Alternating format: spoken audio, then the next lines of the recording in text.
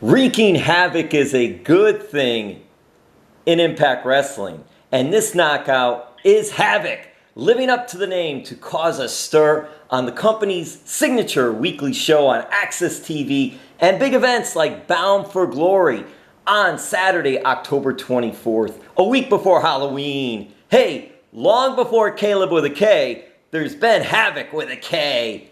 And she's been a champion in several promotions, including Women's Superstars Uncensored and, of course, Impact Wrestling. Hey, Shine, Wow, Ring of Honor, Combat Zone, Stardom in Japan. She's wreaked havoc there as well. By the way, she's from Ohio, the wrestlers' capital of the United States. And thank you, Havok. And that's where I'm going to start. So who comes to mind when I say pro wrestlers from Ohio? I would say, you're asking me, right? I would say, I didn't know if you were that introduction was so awesome. I was like, I could just listen to this guy talk. I'd rather hear you talk. So, pro wrestlers that come to mind when you say Ohio is obviously one is myself and then Sami Callihan, who I think is, I could be a bit partial, but very, very talented, very well-rounded, one of the best. There's so many wrestlers that come from our state. Like you said, it's like the wrestling capital of the United States. I would say, obviously Nevaeh's from Ohio. Yes, that's what I was hoping you were going to say. Yeah, Nevaeh, she's been one of my best friends for over 10 years, and she and I we're a very experienced tag team. It's awesome to have her on TV with me now too. So. Yeah, what's it like working with Nevaeh, and even prior to Impact Wrestling then? Oh yes. So Nevaeh is someone who I have, like I said, I've been friends with her for over 10 years, and we have been tagging for, I would say, almost that long. And she's someone that I would literally trust with my life. I think if I quit wrestling tomorrow, she's probably one of the only people that I would still talk to, as far as in the wrestling realm. That's how much she means to me. So it's obviously, for me, it's amazing working with her. She's very, very talented. I don't think that we've really scratched the surface of the things that she could do. She's great with chain wrestling. Since she and I have teamed up, she's shown a more aggressive side. She's definitely a force to be reckoned with. So it's nice to have her on my side. Well, I'm sure the continuity and the longevity plays a factor, but what also makes the combination work? Well, she and I, looking at us, you could tell that we're very different, and our wrestling styles are very different. But when we are together, we're very cohesive, and I feel like our different styles complement each other very well. And like I said, we're pretty experienced in the tag scene, and honestly, up until I started tagging with Nevaeh, I wasn't really too focused on tag team wrestling, so I don't think people realize how different tag team wrestling can be compared to just being a singles competitor. Working together with someone, is your partner someone that you can be cohesive with? That can you work together? Is there going to be a nice flow to things? And somehow our different styles just mesh really, really well. Well, it's so interesting because others such as EC3, you mentioned Sami Callihan, the great Al Snow, Shark Boy, are from Ohio, and there's more. Desmond Xavier's another. Madman Fulton, another. We can go on and on. Wentz. Wentz is another? Yes. We have a lot of Ohioans at Impact. Zach Wentz also, you're right. It's just really a long list and all over, and have done really big things. And I'm wondering this, because I think maybe it has something to do, not only with the water, but I also think maybe the school system. So I'm wondering, does Havok think she is the most famous women's alum from Washington High School in Massillon? You've done your homework. So I definitely think that as far as my senior class, I definitely think that I have gone a little further, I guess. I wouldn't. It's so funny. Like people are like my friends and stuff. They're like, "Oh, you're famous." I'm like, it's hard for me to look at myself that way. And I 100% don't consider myself famous by any means. However, I do remember going through school, even through when I was in middle school too. I would tell my friends all the time how I wanted to be a pro wrestler. And everybody laughed it off. My guidance counselor, she refused to, like, when I was in high school, my senior year, the senior year is coming to an end, and my guidance counselor was like, okay, so you're going to fill out that FAFSA form, right? And I'm like, no, I'm going to be a pro wrestler. And she's like, okay, so you're going to fill out this form, right? Like, like she was really pushing the college thing, which absolutely 100% go to college. That's the smart thing to do. But I chose pro wrestling, and I don't regret it. I honestly feel like I've had a very successful career so far, and I'm not done yet. Oh, yeah, continuing, and it's awesome. So far, it's been awesome. And in doing some research, Washington High School is known for a lot of football talent, coaching and playing that has come out of that high school. And when looking in that, I did not see any women, and I'm thinking, okay, if she's not going to say it, I'll say it. You're the Mount Rushmore of most famous woman alum from Washington High School. And with that follow-up, Havok, where is the homecoming queen crown now? Oh my gosh. Yeah, that's so funny that you know that. I was the winter homecoming queen my senior year, and that crown is actually sitting up in my closet. I still have it. Isn't there any of the championship wrestling belts? And which do you covet more? I honestly, the Knockouts Championship. Good answer. Good answer. Yes, that was a true honor for me. And, feuding with Gail Kim and then beating her for the Knockouts Championship it's honestly like a dream come true. So... Hey, does Madison Rayne know that you were a homecoming queen? Because I remember when Madison did that character where she was wearing the crown and coming out and waving to the crowd. Oh, yeah. Because she's the killer queen. Yes. And you know what? That's okay. I don't need a crown for everyone to know who the true queen is. But I don't know. I'm not sure Madison remembers if I was the homecoming queen or not. But if she crosses my path again and tries to start a bunch of crap with me, I will remind her really quickly. That is awesome. And by the way, Madison Rayne, another from Ohio. That's right. As soon as you said her name, I was like, oh yeah, she's another Ohio person. And it's funny because her and Nevaeh, and then there was this girl that came up with us as well, Sassy Steffi. We were all... we all came up together, and there weren't many girls around, so I wrestled, especially Madison, my gosh, it was like we were like inseparable that first year and a half or so. We were wrestling each other everywhere.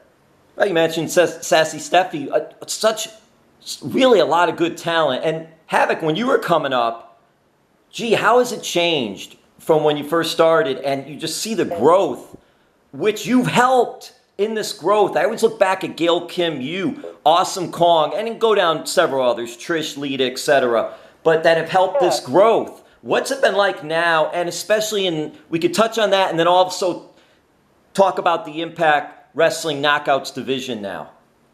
Sure. So I will say that women's wrestling as a whole has been flourishing for the last several years, and I couldn't be happier. There's so many talented women out there, and it tickles me to see it because while I try to be, it's not like I have to try hard, but I try to be really humble about my position in women's wrestling, but I do feel as though I was a contributing factor to paving the way for women's wrestling to be much more accepted now. I've been wrestling, this is my 17th year, and I was, when I first started, even my trainer was telling me, like, I hope you don't think that this is going to be a career for you because, you know, you're and I think he kind of had it backwards, but he's like, you know, you're a bigger girl, you know, so like, women, and when I started wrestling, women's wrestling was such a different time. When I started wrestling, I was also watching bra and panties matches on WWF. Like, that was that was the type of crap that was airing on TV. And when I got into wrestling, I was like, man, I want to try to change that, you know, that perception. And I was told by several people for years, you know, like, oh, like, I hope you don't think that you're going to make a career of it. This is going to be more of a hobby. And I'm glad that I was able to prove them wrong, and I'm glad that I still have a career that's thriving.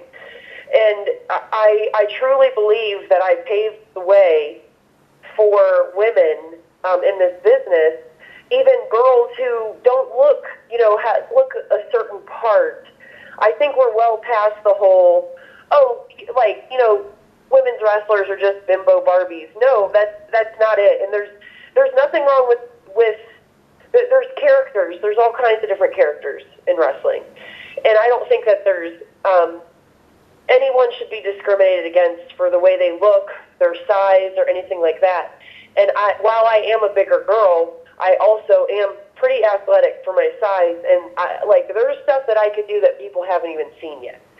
So I just am really honored to be part of paving the way for women in general. And what women's wrestling is now compared to when I first started is it makes me so happy. And then how about this Knockouts division? So much talent there. Oh, so much talent. Like, I honestly, and I've said this before, and I've put it out on Twitter, I put our women's division up against any other division, anytime, anywhere. Literally, I feel like we have the best, most talented women in wrestling. Everybody has such great attitudes, too. What do you think of the champion now? The virtuosa Deonna Purrazzo, who I believe you have a little history with, comes onto the scene, big matches, fights, earns that title. What are your thoughts of her impact in Impact Wrestling? I'll tell you what, Deonna Purrazzo, even very early on in her career, when I first saw her wrestle, it was at an indie show, I was like, wow, this girl is good. And, you know, her and Jordynne Grace, in my opinion, put on a wrestling clinic at Slammiversary. That is honestly, hands down, one of the best women's wrestling matches that I've ever seen. So, I think she deserves to be the Knockouts champion, but I do think that she needs to check her attitude at the door. I think she's a little bit, I don't know if she realized it, but I think that she underestimates some of our roster, and I think Kylie Ray is one of those people that she underestimates. And Kylie Ray will be going for the title at Bound for Glory on Saturday. Big event, cool event, and that'll be something awesome. I'm wondering, I was going to ask you about Kylie, but also Su Yung / Susie.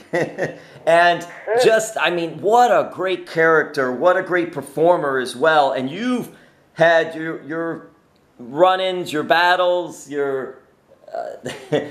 with her. I prefer to call it a war. Yes. I'm glad you found the right word. Yes. But what's it like with her? Susie. Well, I mean, I guess if you're creeped out by Susie, I'll have to apologize for that.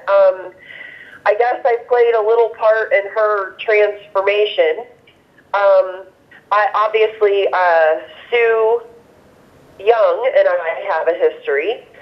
Susie and I haven't really, I mean, we've definitely had our run-ins, but I haven't had to deal with Susie as much. Kylie has kind of taken that role, which is fine, because, you know, Susie kind of creeps everybody out a little bit. But talk about a great performer. I do think, though, that Kylie does need to watch herself a little bit with Susie, because watching the program the last several weeks, I think we're starting to see some shades of Sue Young come out, and I don't want any part of that either. And I also think there's some shades of Sue Young coming out in Kylie. Oh, yes. See, Kylie is someone that I've watched from the start of her career as well, and I have sung her praises so many times, and I'll do it again here. She is one of the sweetest, most genuine people. There's nobody like her, and but I do see, the thing is, you can only be pushed around for so long before you snap, and I think that's what we're starting to see with Kylie. She's had enough of Kimberly and Deanna, and I think that we're going to see a completely different side of Kylie very soon. Well, now let's get to the other big one for Bound for Glory on Saturday, and that's the Call Your Shot Gauntlet match. And if I have this right, Havok, it's women and men competing in this, right? Competing in this event at Bound for Glory? Yep. What is that like? Because you've battled men before, and now and even listen, even Jordan Grace is in an X Division title match. Yes, and Jordan Grace is a total badass. It's funny because I keep saying, that's another one that I watch, but I really am really proud of what our women's division is. And Jordan Grace, I mean, gosh, we almost saw her as that X Division champion already. And then, Rohit had to pull a fast one, as he would. He's a very, very, people underestimate him, but he's a really smart man. The way he conjured his title back into his hands on that episode, I was like, oh, okay, touche, Rohit. But the Call Your Shot Gauntlet, I'm really, really excited for it. We did this last year at Bound for Glory, and it was a true honor. One thing I do love about Impact is, there's many things, but Impact Wrestling does a really good job of getting as much of their talent on pay-per-views as possible. And as you know, Slammiversary trended worldwide this year, and that's something that we are very, very proud of. We had people from everywhere tweeting about the event. All of us knockouts were in a big gauntlet against each other, and that's the match that Kylie won the #1 contendership spot. But the intergender Call Your Shot Gauntlet, it's an honor to be part of that again. And as you said before, I have wrestled men. My first year in, because there weren't many girls around, I was wrestling guys all the time anyway. But when I step in the ring, whether you're male or female, you're equal to me. There's no discrimination. I will still hit you in the face. Yes, and do it well. Thank you. All right, so a couple more questions. We'll wrap this up. I'm wondering, when Havok wins the Call Your Shot Gauntlet match, are you eyeing singles gold? Are you eyeing tag team gold? I don't want you to tip your hand totally where, when, why, but I'm wondering what title interests you. Or maybe any of the titles, whether the men hold it or the women hold it. Right. So if the tag team, if the knockout tag team titles made a comeback, which I am very, very much for, that would be something that I would want to go after with Nevaeh at my side, of course. But assuming that's off the table, my eye has always been on that Knockouts Championship. I was a Knockouts champion before, and I would love to have another run, like a more meaningful run, something that I could be truly proud of. So the Knockouts Championship is something that I have my eye on. And then once I get that again, maybe I can work my way up. Bound for Glory, Saturday, October 24th. Fight TV, pay-per-view. There are other ways to check it out. It'll be a big event. And we'll wrap this up. And thank you so much, Havok. You're a gamer. I was reading about you being a gamer. and I was reading Yes. about Resident Evil, Tomb Raider, some of the games that have been out there. I'm wondering, is there anything right now that you recommend? Right now, the game that I recommend, that's a good question. I actually, I stream for the Impact Wrestling channel. I have my own Twitch channel, but I also stream for Impact Wrestling every Monday. I just played a game called Detroit Become Human, and it was amazing. So if you haven't played that yet, I would definitely recommend that. I also am a huge Fallout fan. I've been playing Fallout 76 a bunch since they, kind of, I wouldn't say remastered it. They did a huge update and made the game way, way better. So, and of course, the Resident Evil franchise is my favorite. Where I kind of got my character from, or I guess emulated from, is a character from Resident Evil 2, mixed with a little bit of Mad Max, and then put my own little twist on it. So the Resident Evil 2 and 3 remakes are amazing as well, especially for around this time, being Halloween and all. Yes, and Halloween. I've got to ask you about Halloween before we close out here. Does Havok have a favorite Halloween candy? And if it's candy corn, don't even say it. My favorite Halloween candy, I really love those peanut butter pumpkins. The Reese's peanut butter pumpkins, those are amazing. And I like Almond Joys. I don't know why, I just love them. Oh, coconut, yes. The coconut, the almond, the chocolate, that's a good one. That is really good. Oh, Havok, pizza, sushi, Almond Joys, you're awesome. Thank you. Thank you so much, Havok. All the best at Bound for Glory. Thank you, I appreciate it.